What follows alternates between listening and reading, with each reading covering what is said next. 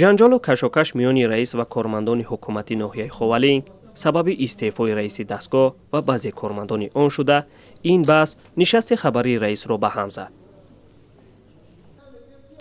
раиси ноҳия Маҷиди Муҳтадӣ сабаби барканории зердастонашро кӯтоҳ шаҳр дод.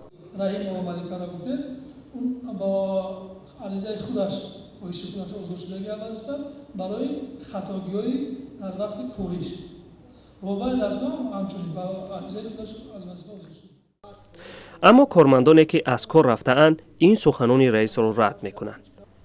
малика раҳимзода ҳанӯз 2 ҳафта пеш мутахассиси шуъбаи умумии ҳукумати ноҳия буд.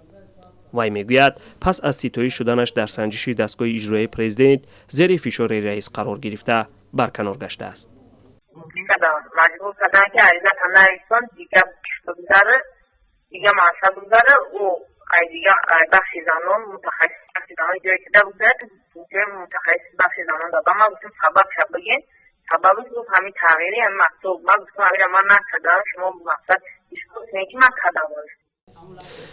аз малика раҳимзода раҳбари дастгоҳи ҳукумати ноҳия Искандар Бобоназаров баёнот талаб мекард. ҳоло вай ҳам аз кор рафтааст. сабаби барканориашро Искандар Бобоназаров низ ба фишорҳои раиси ноҳия бастагӣ медиҳад. ҳоло ҳукумати ноҳияи Ховалинг раҳбари дастгоҳ надорад. раиси он Маҷиди Муҳтадӣ ба саволҳои зиёд дар ин бора тоб наовард ва нишасти матбуотиашро тарк кард.